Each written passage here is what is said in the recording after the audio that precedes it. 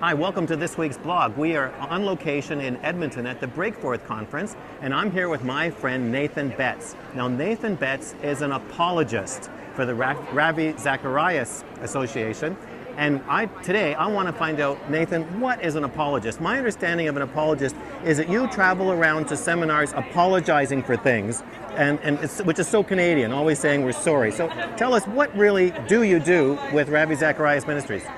Well, Grant, that's a very good question, because people often think, okay, Nathan, you're an apologist, so that means that you say sorry, but you do it in a very professional manner. That's not what an apologist is. Actually, to just break it down for you very simply, apologist actually goes back to the Greek, apologia. That's the apologia Greek word, which means reasoned defense. So really, to be a Christian apologist means to have something to say. What does Christianity have to say to the big issues of life? Giving a reasoned defense. That's what I do. Okay. And that takes me into university settings, high school settings, dealing with the big issues of life. Why are we here? Is there a God? There are many questions like that. Now, when you're in a high school or university setting, what kind of event are you speaking at? Like, what kind of a group do you speak? What kind of to explain the event that you actually are at? Yeah, there are many different types of events.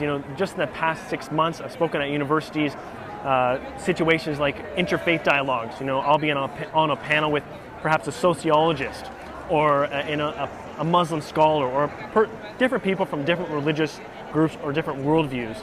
And we each say a few things about our particular worldview, and then there's open Q&A, and students will sort of ask questions. Sometimes the questions are hostile, but for the most part, we find that type of event very meaningful. Other events in university settings are just really, I come in and give a keynote address, and then there's questions and answers. And what I find very meaningful from all these events is that time, the Q&A time, because what I'm finding is people have questions, and they're looking for answers. So I find actually the Q&A the most meaningful time. I often actually spend the most time on the university campuses just answering questions. So tell me, what is the most common question you get asked by Christians or non-Christians that you have to answer? Yeah, I think probably one of the trickiest, one of the toughest questions that I'm asked is, why does a good God allow evil? So why don't you just tell our blog viewers, why does a good God allow evil? Because you've got a full minute to cover the whole subject. I think there are a few things that I would say. First is, the question I think funnels down to, who is God?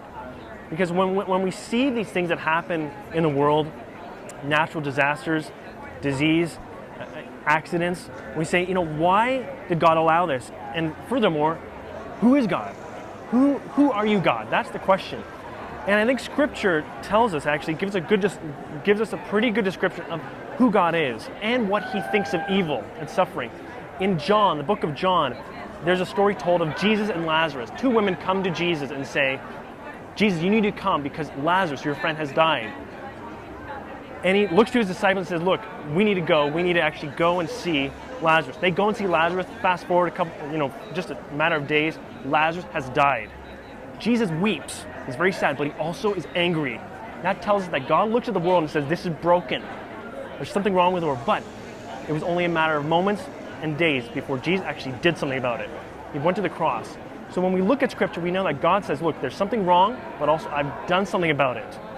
And through Christ, we can have a relationship, but also we know that evil's days are numbered. There will be a time when actually there will be the renewal of all things. And so now when we look at God, we can trust God in the dark, as one of my colleagues says, simply because our knowledge of God is not in the dark. We're not in the dark about God. So that's what I'd say. Yeah, well, that's really interesting, Nathan. Now tell the viewers, how could they get in touch with you or your organization? Just maybe say a bit about who you're working with and how they could get in touch with you or the organization to have an event in their area. Yeah, the easiest way is to look on our website. It's just rzim.ca. That's the Canadian website. Which stands for? Ravi Zacharias International Ministries. I work with a guy by the name of Andy Bannister, Dr. Andy Bannister. In Toronto? Yes, in Toronto. He's the lead apologist and director of our office. He has his PhD in Islamic studies, so he's really brilliant in all areas, but that is his specialty, and I work alongside him, traveling throughout Canada, US, and further afield. That's a bit about our office. And we'll put a link to that website both below the video and on the blog page. So Nathan, it's great to have you on the blog. This is Yeah. really interesting because, as you know, I know nothing about apologetics. And so we want to hear from you. So what questions has God answered in your life that made a huge difference where you had a breakthrough? Just leave your comments in the box below. And if this is your first visit here, you need to get my free self-assessment guide. And to do that, just subscribe to my weekly email newsletter, and you know where to find it. It's right over Nathan's shoulder. It's right there. And we'll talk to you again next week.